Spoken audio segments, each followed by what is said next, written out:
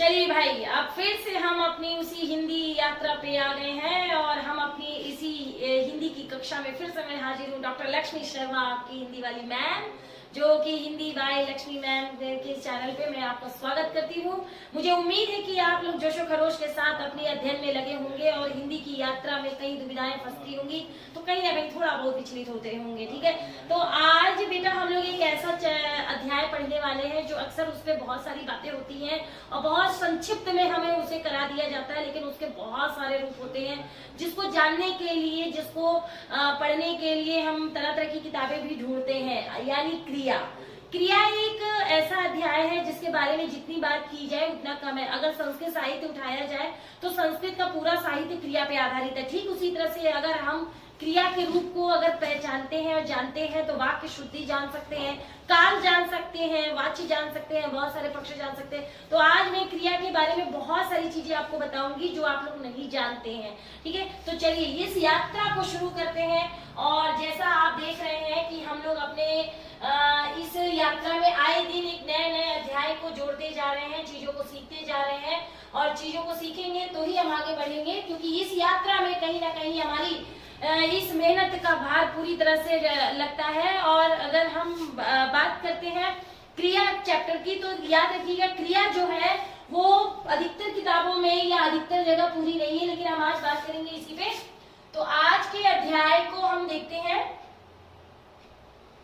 आज का अध्याय है क्रिया। सबसे पहले तो क्रिया का जो शब्द आता है, क्रिया अगर शब्द लिखा होता है तो हम उसको अर्थ के बारे में पूछता है तो हम एक नॉर्मल सी बात जानते हैं, करना। ठीक है, क्रिया का मतलब होता है करना, यानी किसी भी कार्य को करना या किसी भी कार्य का होना। तो अगर हम इसके शब्द के प्रारूप की बात करते हैं तो देखिए इसके शब्द के रूप, अगर क्रिया शब्द बना किससे है तो देखिए क्री धातु से बना है। क्री धातु से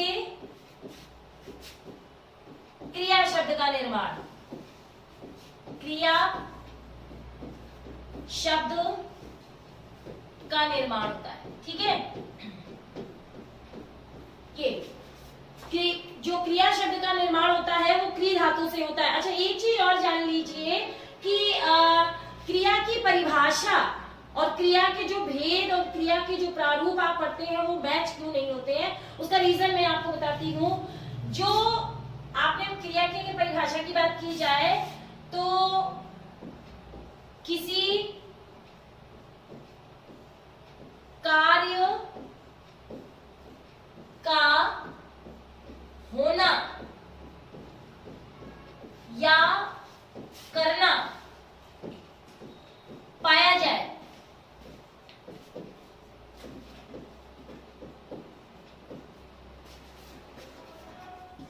तो उसे क्रिया कहते हैं। ठीक है, क्रिया कहते हैं। देखिए, अब अगर हम क्रिया की परिभाषा की बात करते हैं, क्रिया की परिभाषा की बात की जाए तो हम इतनी लाइन तो अभी तक रट के पड़े हुए हैं।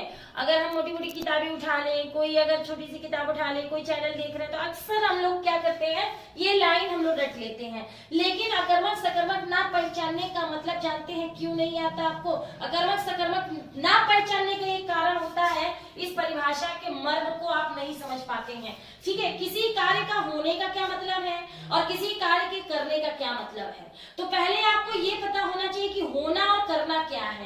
होने का मतलब होता है वो क्रियाएं जो अपने आप होती हैं, जिन पे हर किसी भी जीवित प्राणी की इच्छा का कोई भी बल नहीं होता। ठीक है, इसको यूं समझिए, अगर हम ये कहते हैं राम घर से निकला, ठीक है, और सूर्य पूर्व से निकला, पूर्व से निकला। ठीक है, इसी तरह से मोहन ने फूल तोड़ा।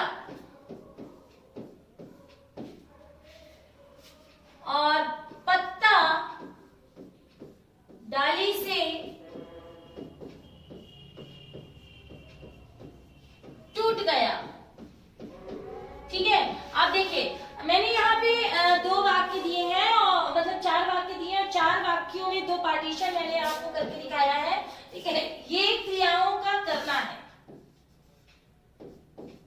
क्रिया का करना। ठीक है, और ये आपका क्रिया का होना है, क्रिया का होना। कैसे हमें पता चलेगा कि कब क्रियाओं का होना बोलते हैं और कब हमें पता चलेगा कि क्रियाओं का करना बोलते हैं? देखिए, संसार में पूरी अगर ब्रह्मांड की बात की जाए तो इसमें 2 तरह की एक्टिविटी होती है, जिसको हिंदी में हम लोग क्रिया करते हैं, चेष्टा कहते हैं, बहुत सारे नामों से जान सकते हैं। क्रिया को हम चेष्टा भी कह सकते हैं, गतिविधि भी कह सकते हैं, इंग्लिश में आप जिसे एक्टिविटी भी कहते हैं। ठीक है, यानी हम 2 तरह की एक्टिविटी को देखते हैं संसार में, और उन दोनों ही तरह की क्रियाओं को, एक्टिविटी को, गतिविधि को विद्वानों ने क्रिया का नाम दिया है। मगर हम कैसे जानते हैं कि ये हमारी एक्टिविटी कब होना है और कब करना है? तो बस इसे एक लाइन से आप सीख सकते हैं, जिससे अकर्मक सकर्मक आप भी पहचानना सीख जाएंगे। याद रखिएगा, जब भी कोई क्रिया से ये बात पता चले, किसी वाक्य में उस भाव का पता चले कि ये क्रिया में किसी कर्ता की इच्छा का बोध नहीं है, जैसे मान लीजिए रोटी खाना, ठीक है, किताब पढ़ना, घर जाना, ठीक है, पिक्चर देखना, पेपर पढ़ना, को नहाना या पैसे देना, या कोई भी अगर इस तरह की वाक्य आते हैं तो इसमें किसी न किसी प्राणी की इच्छा का बोध होता है। जब इच्छा का बोध होता है तो वो समझ जाइए कि वो क्रिया का करना कहलाता है। अगर मोहन ने फूल तोड़ा है तो वहाँ फूल तोड़ने की उसकी इच्छा है। ठीक है, राम घर से अगर निकला है तो घर से बाहर जाने की उसकी इच्छा है। जीवित प्राणी में जब इच्छा दिखाई जाती है या किसी वाक्य में इच्छा का पूरा रूप दिखता है कि ये किसी प्राणी की इच्छा, आकांक्षा या अभिलाषा का बोध करा रहा है, तो वहां क्रिया का होना होता है, ठीक, सॉरी, करना होता है। लेकिन कई ऐसे वाक्य होते हैं जिसमें किसी प्राणी की इच्छा का कोई अता पता नहीं होता, चाहे वो सार्वभौमिक सत्य वाले ही वाक्य क्यों ना हो। जैसे आप देख सकते हैं, सूर्य पूर्व से निकला, क्या इसमें सूर्य की इच्छा है? मान लीजिए आज उसकी इच्छा हुई पूर्व से निकलने की और कल उसकी इच्छा हो जाएगी पश्चिम से निकलने की? नहीं। फिर ये क्रियाएं कैसे होती है? ये क्रियाएं एक प्राकृतिक नियम के तहत होती हैं, यानी कोई भी ऐसी क्रिया जो एक नियमावली के अनुसार या नियम के अनुसार दिन प्रतिदिन अपने एक नियत समय पर हो रही हो और उसी ढर्रे में कोई बदलाव ना हो रहा हो, तो उनको हम क्रियाओं का, जैसे पानी का कहीं से मान लीजिए बरसात का होना, सूर्य का निकलना, सूर्य का डूबना, ठीक है, पत्तों का टूटना, हवा का चलना, कोई भी, मगर याद रखिएगा पशु पक्षियों से संबंधित जितनी क्रियाएं होती है वो क्रियाओं का करना होगा। कोयल बोली तो इसमें वो उसकी इच्छा है, ठीक है, शेर घूमता है उसमें उसकी इच्छा है। मगर अगर पृथ्वी अपनी धुरी पे घूमती है तो पृथ्वी की कोई इच्छा नहीं है। ठीक है, तो ये 2 क्रियाओं का रूप है जिसे विद्वानों ने बहुत ही शॉर्ट तरीके से, बहुत संक्षेप में, बृहद रूप में प्रस्तुत किया है। अब आपका एक प्रश्न बनता है कि जब मान लीजिए मैम आप कह रही कि 2 तरह की क्रियाएं होती हैं, एक क्रिया का होना होता है, एक क्रिया का करना होता है। करना इच्छा से रिलेट होता है, होना स्वाभाविक प्राकृतिक नियमों से संबंधित होता है। तो फिर निर्जीव वस्तुओं के साथ क्रिया क्यों लगाई जाती है? क्या इनकी कोई इच्छा होती है? सबसे पहले जानकारी ये रखिए बेटा कि जो निर्जीव वस्तुओं का कोई अपना लिंग नहीं होता है, उन्हें हम क्रिया लगाकर स्त्रीलिंग या पुल्लिंग बनाते हैं। और जो वस्तुओं के साथ विद्वान हमारे दे गए हैं, मान लीजिए बरसों पुराने अगर विद्वान हमारे बता गए हैं कि मान लीजिए घड़ी होती है, ठीक है, घड़ा होता है, इसी तरह से मान लीजिए उंगली होती है, आंख होती है, लेकिन नेत्र शब्द होते हैं, तो ये कोई भाई ये हम क्यों स्वीकार करते हैं? जैसे एक उदाहरण मैं आपको बताती हूँ। एक बंगाली व्यक्ति कहता है आमी जल खाओ, ठीक है, वो जल को जल के साथ खाने की क्रिया लगाता है, अपनी अगर वो भाषा में प्रयोग करता है तो वो जल के साथ खाने की क्रिया लगाता है। क्या हिंदी व्याकरण के अनुसार हम जल को खा सकते हैं? नहीं। इस रूल को हम यहाँ पर गलत कहते हैं और इसको हम हिंदी के अनुसार सही करते हैं, जल पिया जाता है। यानी हर क्रिया, जो भी नियम है वो सारे नियम हम विद्वानों के नियमानुसार करते हैं। ठीक, तो जो निर्जीव वस्तु के साथ क्रिया लगाई जाती है वो केवल इसके 2 कारण है। एक तो हर कोई एक जैसी भाषा और उनके साथ लगी हुई क्रियाओं का प्रयोग करें। यानी किसी भी व्यक्ति के 2 व्यक्ति हो, 4 व्यक्ति हो, 10,000 कोई भी व्यक्ति हो, उनकी भाषाओं में क्रिया प्रयोग में समानता रहे, इसलिए हम निर्जीव वस्तुओं के साथ क्रिया का प्रयोग करते हैं। ठीक है। दूसरा, इन निर्जीव वस्तुओं को फिर किसी कैटेगरी में बांटना पड़ेगा। तो अगर हम कैटेगरी में बांटेंगे तो फिर किस बेस में बांटेंगे? तो जाहिर सी बात है, हम प्राणियों को उनकी आकृति से जान जाते हैं, कौन स्त्री है कौन पुरुष है। लेकिन मान लीजिए कटोरी है, मान लीजिए जूता है, उसको वो किस एंगल से लग रहा है कि वो पुल्लिंग है, या मान लीजिए पंखा है, कैसे लग रहा है कि ये पुल्लिंग है कि स्त्रीलिंग है। तो हम क्रिया लगा के ये बताते हैं कि ये कुछ निर्जीव पदार्थ स्त्रीलिंग होते हैं और कुछ निर्जीव पदार्थ पुल्लिंग होते हैं। ठीक है। तो क्योंकि अब आप देखिए, एक सामान्य सी बात समझिएगा, बहुत ही कॉन्सेप्ट जो इसका समझ में आएगा वो आपको क्लियर मैं बताती हूँ।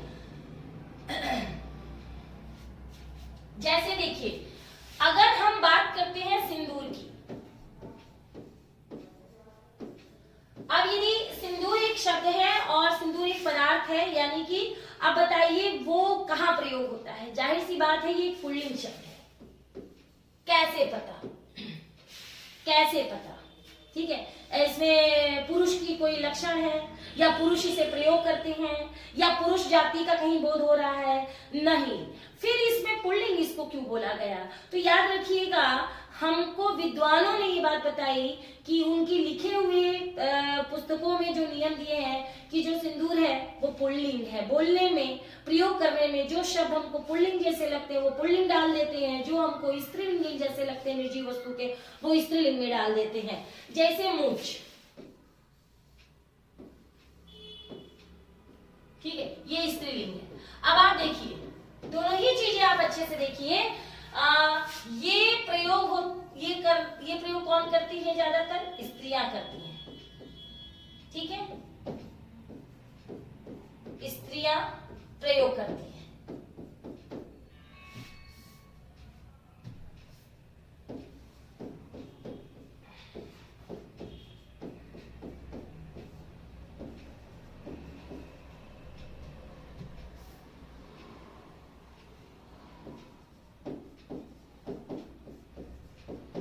और अगर इसकी बात करें तो भैया ये पुरुषों के पास हो, पुरुषों का तत्व। ठीक है। तो अब आप बताइए, अगर ये पुरुषों का तत्व है तो स्त्रीलिंग शब्द क्यों है, और अगर ये पुल्लिंग है तो फिर स्त्री के पास क्यों है? तो ये बड़ी विडंबना की बात है, और इसे सीखने के लिए याद रखिएगा, केवल हमें एक लॉजिक याद रखना है। सबसे पहले क्रिया कब, कहाँ, किसके साथ लगाई जाती है, क्रिया कहते किसको हैं, और क्रिया में कैसे सकर्मक अकर्मक को, ये तथ्य जानना बहुत जरूरी है। तो जो मैंने आपको बताया, सबसे पहले ये बात जानिए कि क्रियाएं 2 प्रकार की होती हैं। एक जो इच्छा पे चलती है और एक जो प्राकृतिक नियम पे चलती है। जो प्राकृतिक नियमों पे चलती है वो हमारी होती है आपकी क्रिया का होना, और जो किसी कर्ता से जुड़ी होती है या किसी इच्छा से जुड़ी होती है वो हमारी होती है आपकी क्रिया का करना। ठीक है। अब आते हैं, दूसरा एक तथ्य होता है कि निर्जीव वस्तुओं के साथ हम क्रिया क्यों लगाते हैं? तो हर किसी की भाषा में समानता बनी रहे और निर्जीव वस्तुओं को 2 भागों में बांटा जा सके। ठीक है। इसके लिए हर निर्जीव वस्तु के साथ हम क्रिया का प्रयोग करते हैं, जिससे उनको हम स्त्रीलिंग या पुल्लिंग में बांट लेते हैं। बाकी इसका कोई ये आधार नहीं, जो हमको बोलने में लगता है क्रिया हमको ये बोलने में स्त्रीलिंग लग रहा है तो हम स्त्रीलिंग लगाते हैं, और अगर पुल्लिंग लग रहा है तो पुल्लिंग। लेकिन उसका मानक व्याकरण होना चाहिए, ना कि अपना स्वतः प्रयोग। ठीक है। तो ये बात आपको समझ में आई होगी सभी को। ठीक। तो अब आते हैं एक तथ्य की तरफ कि क्रिया जो है वाक्य में कितने तत्व प्रमुख होते हैं। तो वाक्य में मुख्यतः 3 तत्व प्रमुख होते हैं। तो इसको थोड़ा सा देखते हैं।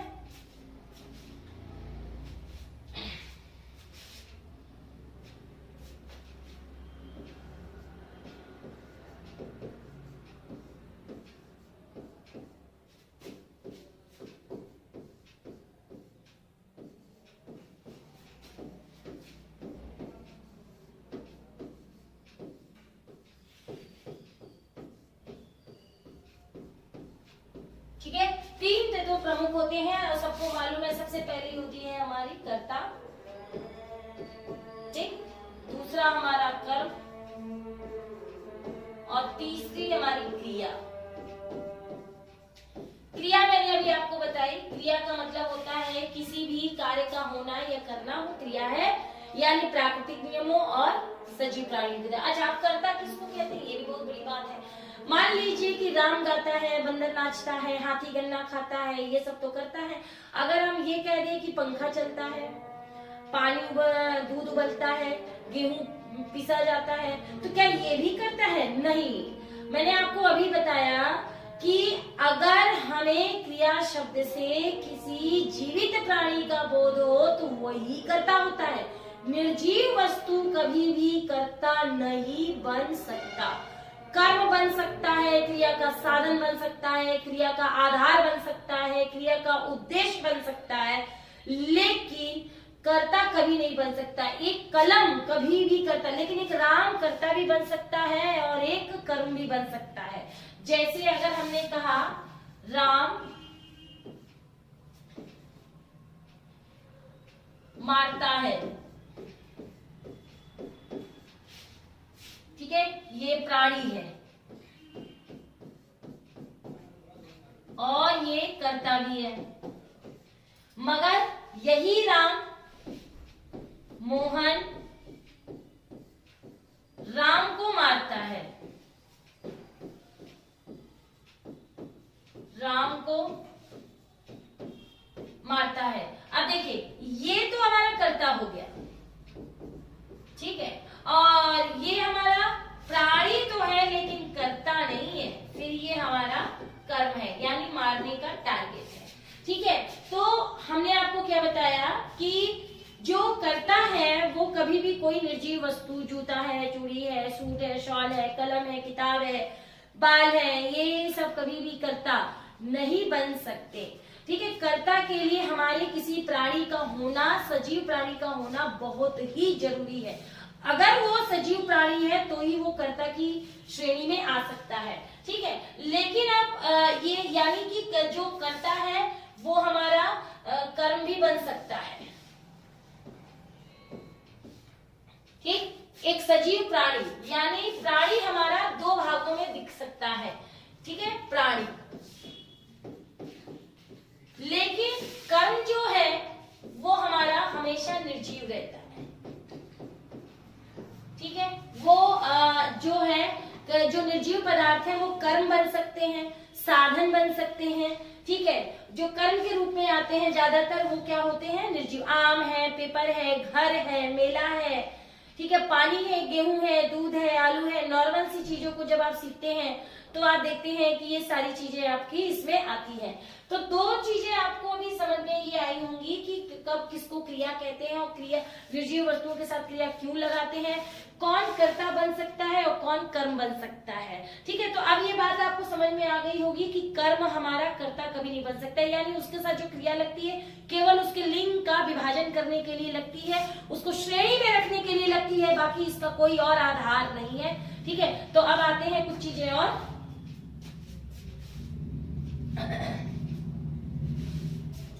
देखिए, चैनल को आप लोग सब्सक्राइब जरूर कर लीजिए, ठीक है। और आप इसी नाम से आपका टेलीग्राम है, उस पर कुछ प्रश्न आपको दिए जाते हैं जिसको आप हल कर सकते हैं।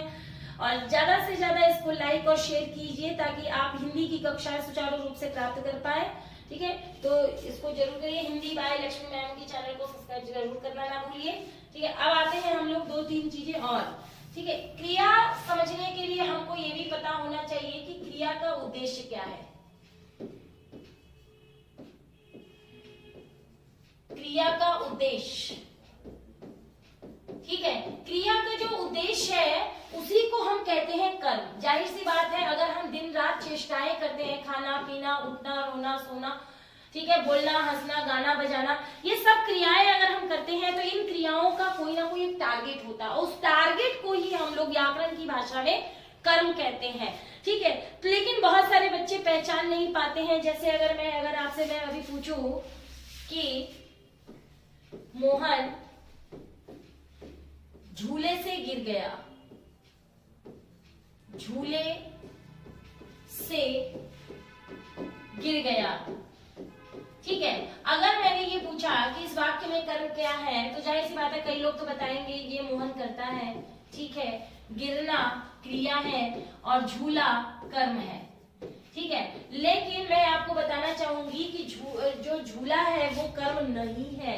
यहाँ पे आपकी झूला केवल एक अपादान कारक के साथ जुड़ा है। ठीक है, वो झूले से गिर गया, ये अपादान कारक यानी साधन बन सकता है गिरने का, लेकिन ये कर्म नहीं है।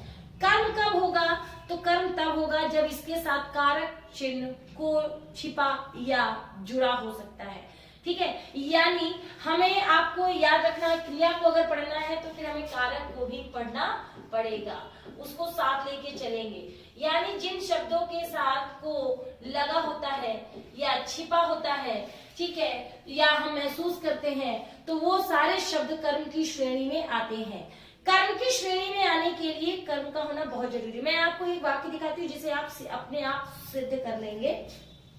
ठीक है, देखिए, एक वाक्य आपने पढ़ा होगा, चिड़िया आकाश में उड़ती है।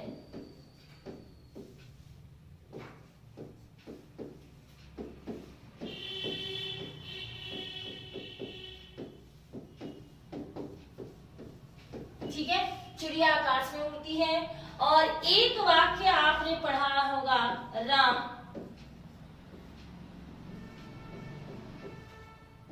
गांव जाता है। ठीक है, कई लोग कहते हैं कि जिस वाक्य में कब, क्या, क्यों, कहां, कितना, कैसे, इन सब का उत्तर मिल जाए वो वाक्य सकर्मक बन जाता है। ठीक है, तो मैं आपको जो आप अपना ज्ञान रखिएगा बेटा, ये अक्सर ये वाला वाक्य जो है आपका अकर्मक है और ये वाला वाक्य सकर्मक है। अब आपका उत्तर जरूर, आपका प्रश्न जरूर बनेगा पहले कि मैम ये कैसे हमारा अकर्मक हो गया और कैसे हमारा सकर्मक हो गया। तो मैं आपको बताना चाहूंगी, अगर आप इस वाक्य में प्रश्न कीजिए चिड़िया कहाँ उड़ती है, तो आपको उत्तर मिलेगा आकाश में। ठीक है, प्रश्न में आपको उत्तर मिल गया। अक्सर हमको एक लाइन सिखाई जाती है कि जिस वाक्य में अगर हमें किसी प्रश्न का उत्तर मिल जाए तो वो हमारा सकर्मक है और नहीं मिलता तो वो हमारा कर्म। अब इसमें भी आप प्रश्न कीजिए, कहाँ जाता है। ठीक है, अच्छा देखिए, गौर से देखिएगा, दोनों ही वाक्यों में कहाँ का उत्तर मिल रहा है। ठीक है, लेकिन वो अकर्मक है और ये सकर्मक है। इसका क्या रीजन है? ठीक है, इसका रीजन सीधे सीधे है कि इस शब्द में जो उत्तर ले रहा है उसके साथ अधिकरण कारक चिन्ह जुड़ा है में। तो जब में जुड़ेगा, से जुड़ेगा, के लिए जुड़ेगा, तो वो कभी भी कर सकर्मक नहीं कहलाएगा। मगर इसके साथ हम को लगा सकते, राम गांव को जाता है या घर को आता है या घर को जाता है कोई, तो यहाँ को हमारा लग सकता है। ठीक है, इसलिए यानी जिन शब्दों के साथ हमारे को का संबंध स्थापित हो जाए, समझ लीजिए कि वो शब्द ही हमारे कर्म कहलाएंगे। कुछ यूं समझ लीजिए कि जैसे अगर हमारे समाज में जैसे कहते हैं ना कि तुम मेरी, सिर्फ तुम मेरी ही हो, यानी कि एकाधिकार, कारक भी कुछ ऐसे ही करता है। कारक जिन शब्दों के साथ लग जाता है तो आगे वाला शब्द उसी का हो जाता है, फिर वो और किसी का नहीं हो सकता है। ये बात याद रखिएगा अच्छी तरह से, बहुत ही। तो ये चीजें आपको अगर नहीं आएंगी, अगर आपने कारक अच्छे से नहीं सीखा तो आप इसे समझ नहीं पाएंगे। ठीक है, तो कुल मिलाकर आप ये समझ तो आ गया होगा कि क्रिया किसे कहते हैं। ठीक है, इसको हम लोग एक लाइन में अगर देखते हैं तो एक लाइन अगर ऐड करते हैं तो देखिए कैसे करेंगे।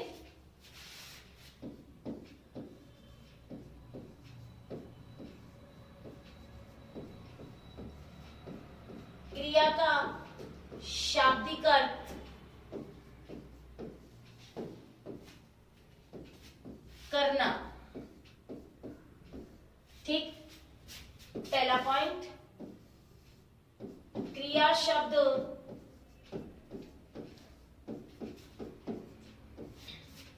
संस्कृत के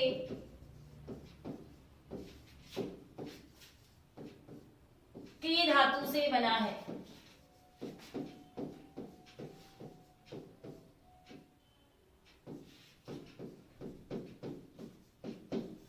ठीक है, अगर तीसरा पॉइंट देखे जाए, संसार में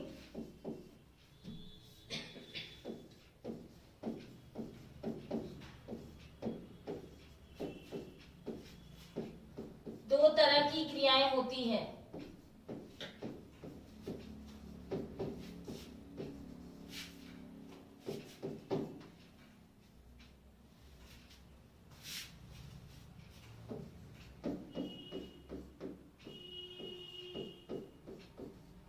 होती हैं।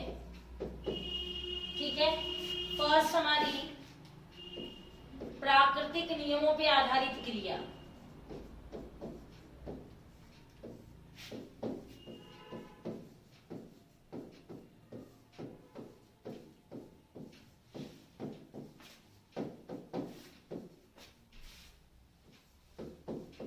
जैसे पृथ्वी का धुरी पर घूमना,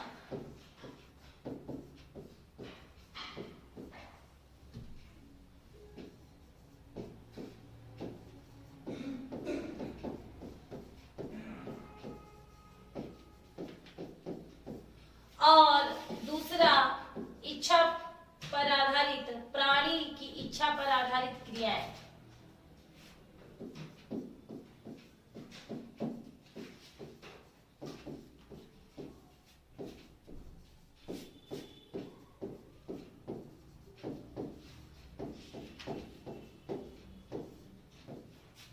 क्रियाएं या क्रिया, ठीक। जैसे राम छत पर घूमता है,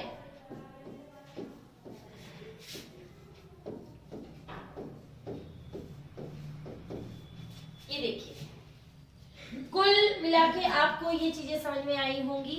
ठीक है, ये कुछ ऐसे पॉइंट है जिसे आपको याद रखना है, और इसी में आपको क्रिया के बहुत सारे चीजों को करते हम लोग आगे बढ़ते चलेंगे। क्रिया के तथ्य को समझने के लिए इसका पूरा संक्षिप्त रूप तो पर्याप्त नहीं है। इसके पूरे पोषण को जब हम पढ़ेंगे तो इसके पूर्ण रूप को हम जान पाएंगे। तो बहुत सारी चीजें अगर हम देखते हैं तो इसके अगर देखा जाए तो बहुत सारी चीजें इनको हमें करना है। तो देखिए, इसको आगे हम लोग और कंटिन्यू रखेंगे, लेकिन अभी मैंने आपको केवल एक संक्षिप्त रूप दिया है कि क्रिया में आप ये जान जाइए कि निर्जीव वस्तु क्या कहलाते हैं, क्रियाएं कितने प्रकार की होती हैं। तो आज का वीडियो आपको कैसा लगा, आपको ये क्लास कैसी लगी, आप अपने कमेंट्स के जरिए जरूर बताइएगा। चीजों को आपको कितना समझ में आया ये जरूर बताइएगा। ठीक है, तो आज के लिए बस कक्षा इतनी ही रखते हैं। आप चैनल को सब्सक्राइब जरूर कर लीजिए, हिंदी बाय लक्ष्मी मैम, और उसके यूट्यूब पे भी आप जुड़ सकते हैं। आपका टेलीग्राम इसी नाम से है, और जितने भी प्रश्न उसमें हैं आप करते जाइए, उसको करते से ही आपको पता चलेगा कि हिंदी में आपकी कितनी गति तीव्र है। ठीक है, तब तक के लिए आप खुश रहिए।